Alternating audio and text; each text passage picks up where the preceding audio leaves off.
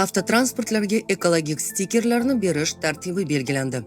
Hukumat qarori bilan avtotransport vositalaridan chiqariladigan ifloslantiruvchi moddalar tashlamalarining atmosfera havosiga zararli ta'siri bo'yicha yo'l qo'yiladigan normativlarga mosligi darajasini aniqlash, ularni ekologik toifalarga ajratish hamda ekologik stikerlarni berish tartibi to'g'risidagi nizom tasdiqlandi. Nizomga ko'ra, transport vositasining ekologik toifasi uning ishlab chiqaruvchi tomonidan tasdiqlangan ekologik sinfiga muvofiq belgilanadi. Bunda transport vositalari quyidagi mezonlarga ko'ra ekologik toifalarga ajratiladi.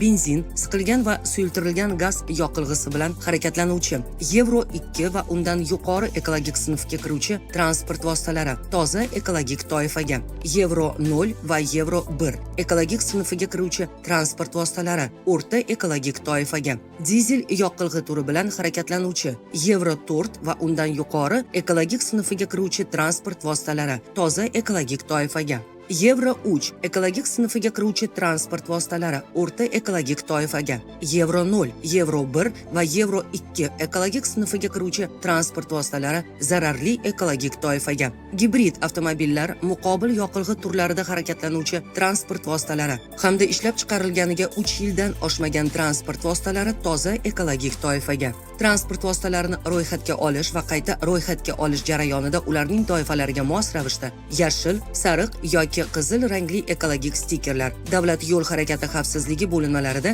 ekologik operatorlar tomonidan beriladi. Transport egasi ixtiyoriy ravishda ekologik stiker olish uchun Ichki ishlar vazirligi Jamoat xavfsizligi departamenti yo'l harakati xavfsizligi xizmatiga uning rasmiy veb-sayti yoki yagona interaktiv davlat xizmatlari portali my.gov.uz orqali murojaat qiladi. Ariza belgilangan mezonlarga muvofiq bo'lganda, transport vositasiga uning ekologik toifasiga mos bo'lgan ekologik stikerlardan biri taqdim etiladi. Ekologik stikerlar muddatsiz davrga beriladi.